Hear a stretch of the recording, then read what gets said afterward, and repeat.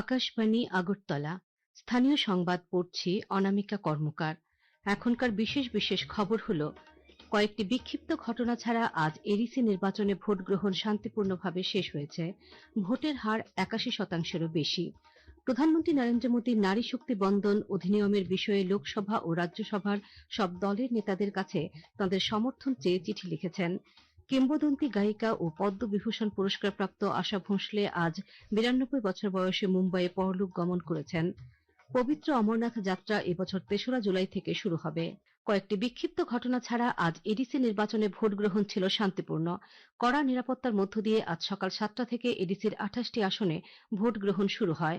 রাজ্য নির্বাচন কমিশনের নির্ধারিত সূচি অনুযায়ী ভোট গ্রহণের সময়সীমা বিকেল ৪টা পর্যন্ত, কিন্তু ভোটারদের দীর্ঘ লাইন থাকায় নির্ধারিত সময়ের পরেও ভোট গ্রহণ করা হয়। রাজ্য নির্বাচন কমিশন সূত্রে প্রাপ্ত সংবাদে জানা গেছে, এখনো পর্যন্ত ৮১%-এরও বেশি ভোট পড়েছে। সকাল থেকেই বহু ভোট কেন্দ্রে ভোটারদের দীর্ঘ লাইন পরিলক্ষিত হয়। বহু আসনে ভোটাররা উৎসবের মেজাজে ভোট দিয়েছেন। আজ ভোট গ্রহণ করা হয়েছে মোট ১,২৫৭টি ভোট কেন্দ্রে। নির্বাচনে আজ মোট ১৭৩ জন প্রার্থীর ভাগ্য নির্ধারণ করা হয়েছে। মোট ভোটার ৯,৬২,৬৯৭ জন। এডিসি নির্বাচনে আইন শৃঙ্খলা রক্ষার দায়িত্বে ছিল মোট ২৪ কোম্পানি কেন্দ্রীয় বাহিনী, প্রায় ১২,০০০ রাজ্য পুলিশ ও টিএসআর জওয়ান।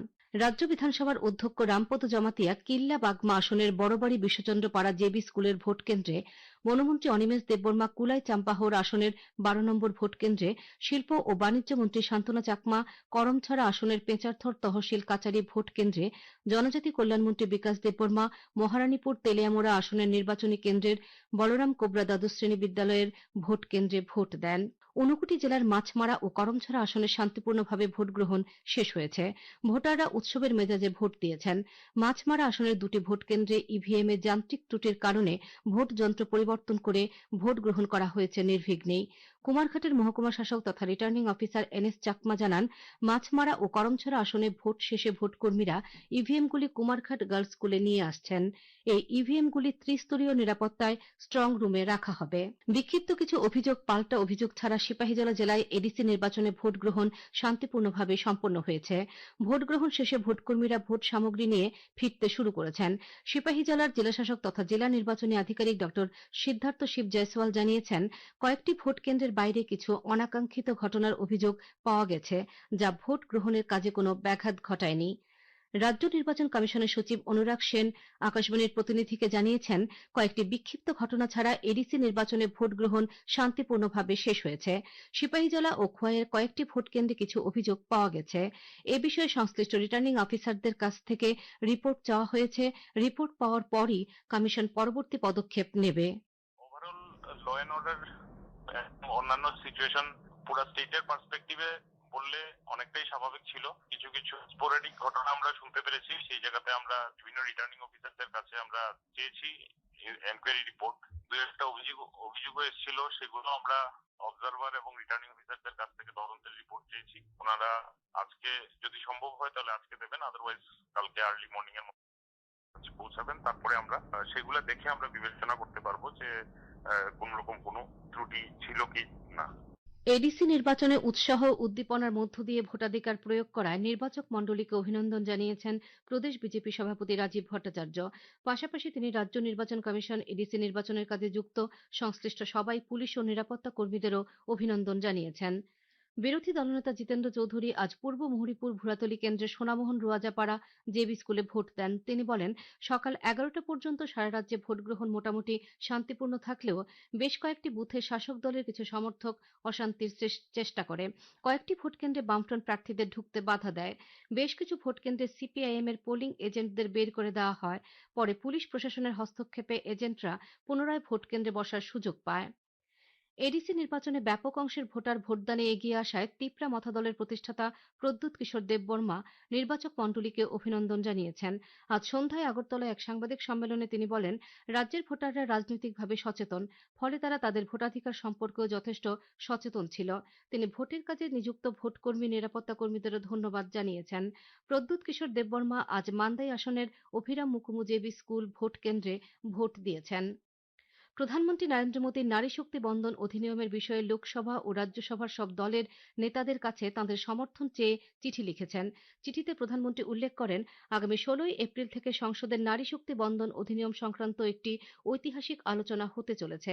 সারা দেশে নারী শক্তি বন্দন অধিনিয়মকে প্রকৃত মর্ম অনুসারে বাস্তবায়ন করার প্রকৃত সময় এখনই। 2019 সালের লোকসভা ও বিধানসভা নির্বাচনে নারী সংরক্ষণ ব্যবস্থা চালু রাখা অপরিহার্য বলেও উল্লেখ করেন প্রধানমন্ত্রী। সর্বসম্মতিক্রমে যাতে এই সংশোধনী বিলটি পাশ হয়, চিঠিতে এই আহ্বান জানিয়েছেন প্রধানমন্ত্রী। লোকসভা ও রাজ্যসভায় নারী শক্তি বন্দন অধিনিয়ম নিয়ে আলোচনার জন্য আগামী 16 থেকে 18 এপ্রিল সংসদের বিশেষ অধিবেশন ডাকা হয়েছে। বিশেষ অধিবেশন চলাকালীন ওই সময়ে সংসদে উপস্থিত থাকার জন্য বিজেপি দলীয় সাংসদদের উদ্দেশ্যে হুইপ জারি করেছে। এ খবর শুনছেন আকাশবাণী আগরতলা কেন্দ্র থেকে। কিংবদন্তি গায়িকা ও পদ্মবিভূষণ পুরস্কারপ্রাপ্ত আশা ভোঁসলে আজ 92 বছর বয়সে মুম্বাইয়ে পরলোক গমন করেছেন। আগামীকাল বিকেল 4টায় শিবাজি পার্কে তাঁর শেষকৃত্য সম্পন্ন হবে। অসুস্থতার কারণে গতকাল সন্ধ্যায় তাঁকে মুম্বাইয়ের একটি বেসরকারি হাসপাতালে ভর্তি করা হয়েছিল। আশা ভোঁসলে আধুনিক ভারতীয় সঙ্গীতের অন্যতম শ্রেষ্ঠ কণ্ঠশিল্পী। 1933 সালে প্রখ্যাত মঙ্গেশকর পরিবারে জন্মগ্রহণ করেন। তিনি 9 বছর বয়সে তাঁর সঙ্গীত জীবন শুরু করেন। 1943 সালে তিনি তার প্রথম চলচ্চিত্রের গান রেকর্ড করেন এবং 1950-এর দশকের মধ্যেই হিন্দি চলচ্চিত্রে নিজের একটি স্বতন্ত্র পরিচয় প্রতিষ্ঠা করেন। রাষ্ট্রপতি দ্রৌপদী মুর্মু, উপরাষ্ট্রপতি সিপি রাধাকৃষ্ণন, প্রধানমন্ত্রী নরেন্দ্র মোদী, প্রতিরক্ষামন্ত্রী রাজনাথ সিং এবং স্বরাষ্ট্রমন্ত্রী অমিত শাহ কিংবদন্তি গায়িকা আশা ভোঁসলের মৃত্যুতে শোক প্রকাশ করেছেন। সামাজিক মাধ্যমে রাষ্ট্রপতি দ্রৌপদী মুর্মু বলেছেন, আশা ভোঁসলে তার সুমধুর ও কালজয়ী কণ্ঠ দিয়ে কয়েক দশক ধরে ভারতীয় সঙ্গীতকে সমৃদ্ধ করেছেন। তাঁর মৃত্যু সঙ্গীত প্রেমীদের জন্য এক অপূরণীয় ক্ষতি এবং তাঁর সঙ্গীত চিরকাল বেঁচে থাকবে। উপরাষ্ট্রপতি সিপি রাধাকৃষ্ণন বলেছেন, আশা ভোঁসলের কালজয়ী কণ্ঠ এবং তাঁর সঙ্গীত ঐতিহ্য লক্ষ লক্ষ মানুষের হৃদয়ে অনুরণিত হতে থাকবে এবং আগামী প্রজন্মকে অনুপ্রাণিত করবে। সামাজিক মাধ্যমে প্রধানমন্ত্রী নরেন্দ্র মোদী বলেছেন, আশা ভোঁসলে ছিলেন ভারতের অন্যতম সেরা এবং বহুমুখী কণ্ঠের অধিকারী। তিনি বলেন, কয়েক দশক ধরে বিস্তৃত তাঁর অসাধারণ সঙ্গীত যাত্রা দেশের সাংস্কৃতিক ঐতিহ্যকে সমৃদ্ধ করেছে এবং বিশ্বজুড়ে অগণিত মানুষের হৃদয় স্পর্শ করেছে। প্রধানমন্ত্রী তাঁর পরিবার, ভক্ত এবং সঙ্গীত প্রেমীদের প্রতি সমবেদনা প্রকাশ করেন। স্বরাষ্ট্রমন্ত্রী অমিত শাহ বলেছেন, সঙ্গীতের প্রতিটি ধারার সঙ্গে নিজেকে মানিয়ে নেওয়ার তাঁর অসাধারণ ক্ষমতা সকলের মন জয় করেছে এবং লক্ষ লক্ষ হৃদয়কে স্পর্শ করেছে। মুখ্যমন্ত্রী অধ্যাপক ডাক্তার মানিক সাহা এক শোক বার্তায় বলেছেন, তাঁর কালজয়ী কণ্ঠ এবং ভারতীয় সঙ্গীতে অতুলনীয় অবদান প্রজন্ম থেকে প্রজন্মকে অনুপ্রাণিত করে যাবে। তিনি বলেন, ভারত তার অন্যতম শ্রেষ্ঠ সঙ্গীত আইকনকে হারালো, কিন্তু তাঁর সুর সকলের হৃদয়ে চিরকাল বেঁচে থাকবে। দক্ষিণ কাশ্মীরের পবিত্র অমরনাথ যাত্রা এবছর 3রা জুলাই থেকে শুরু হবে, চলবে আগামী 8ই আগস্ট পর্যন্ত। মোট 57 দিনব্যাপী এই যাত্রার সিদ্ধান্ত নেওয়া হয়েছে শ্রী অমরনাথজি শ্রাইন বোর্ডের বৈঠকে। জম্মু ও কাশ্মীরের উপরাজ্যপাল মনোজ সিনহা জানান, এবারের অমরনাথ যাত্রার জন্য 15 এপ্রিল থেকে রেজিস্ট্রেশন প্রক্রিয়া শুরু হবে। 13 থেকে 70 বছর বয়সী তীর্থযাত্রীরা এই যাত্রায় অংশ নিতে পারবেন। রেজিস্ট্রেশন অনলাইন ও অফলাইন উভয় মাধ্যমেই করা যাবে। তিনি বলেন, দেশের প্রায় 556টি নির্ধারিত ব্যাংক শাখার মাধ্যমে অগ্রিম রেজিস্ট্রেশন করা যাবে। পাশাপাশি শ্রী অমরনাথজি শ্রাইন বোর্ডের অফিসিয়াল ওয়েবসাইটের মাধ্যমেও অনলাইনে নাম নথিভুক্ত করা যাবে। নেশাবিরোধী অভিযানে বড়সড় সাফল্য পেল আসাম রাইফেলস ও ডাইরেক্টরেট অফ রেভিনিউ ইন্টেলিজেন্স। গতকাল খোয়াই জেলার তেলিয়ামুড়া আসাম রাইফেলস এবং ডিআরআই এক যৌথ অভিযান চালিয়ে একটি গাড়ি থেকে 2 লক্ষ ইয়াবা ট্যাবলেট উদ্ধার করে, যার বাজার মূল্য আনুমানিক 16 কোটি টাকা। নেশা সামগ্রী পাচারের দায়ে রাজু দেব নামে এক ব্যক্তিকে গ্রেফতার করা হয়েছে। তার বাড়ি পশ্চিম জেলার জলিলপুরে। উপরাষ্ট্রপতি সিপি রাধাকৃষ্ণন আজ নতুন দিল্লির ভারত মণ্ডপমে বিজ্ঞান ও প্রযুক্তিগত হস্তক্ষেপের মাধ্যমে আদিবাসী জীবনের রূপান্তর, ভাষা, বিশ্বাস ও সংস্কৃতি সংরক্ষণ শীর্ষক এক সম্মেলনের উদ্বোধন করেন। ভারত সরকারের বিজ্ঞান ও প্রযুক্তি বিভাগ, North East Centre for Technology Application and Reach এবং দেহরাদুনের আইটিআই দুন সংস্কৃতি স্কুলের সহযোগিতায় এই সম্মেলনের আয়োজন করা হয়। উপরাষ্ট্রপতি বলেন, ভারতে প্রায় 1,40,000 জনজাতি অধ্যুষিত গ্রাম রয়েছে। এই সমস্ত অঞ্চলে সবুজ অর্থনৈতিক উন্নয়নের বিপুল সম্ভাবনা রয়েছে। তিনি নকশা, বস্ত্রশিল্প এবং রঙের বিন্যাসে জনজাতি সম্প্রদায়ের অসাধারণ দক্ষতারও প্রশংসা করেন। আগামী 24 ঘন্টায় রাজ্যের পশ্চিম ও খোয়াই জেলায় 40 থেকে 50 কিলোমিটার বেগে ঝড়ো হাওয়া সহ বৃষ্টির সতর্কতা জারি করেছে আবহাওয়া দপ্তর। তাছাড়া বাকি জেলাগুলিতে বজ্রবিদ্যুৎ এবং 30 থেকে 40 কিলোমিটার বেগে ঝড়ো হাওয়া সহ বৃষ্টিপাতের সম্ভাবনা রয়েছে বলে জানিয়েছে আবহাওয়া দপ্তর। আজ দিনের সর্বোচ্চ তাপমাত্রা ছিল 34 ডিগ্রি সেলসিয়াস এবং সর্বনিম্ন 24 ডিগ্রি সেলসিয়াস। আগামীকাল দিনের সর্বোচ্চ তাপমাত্রা 34.2 ডিগ্রি সেলসিয়াস এবং সর্বনিম্ন 24.5 ডিগ্রি সেলসিয়াসের কাছাকাছি থাকতে পারে। শেষ করার আগে বিশেষ খবর আরেকবার। কয়েকটি বিক্ষিপ্ত ঘটনা ছাড়া আজ এডিসি নির্বাচনে ভোট গ্রহণ শান্তিপূর্ণভাবে শেষ হয়েছে। ভোটের হার ৮১%-এরও বেশি।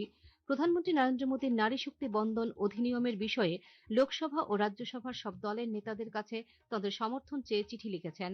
কিংবদন্তি গায়িকা ও পদ্মবিভূষণ পুরস্কারপ্রাপ্ত আশা ভোঁসলে আজ ৯২ বছর বয়সে মুম্বাইয়ে পরলোক গমন করেছেন।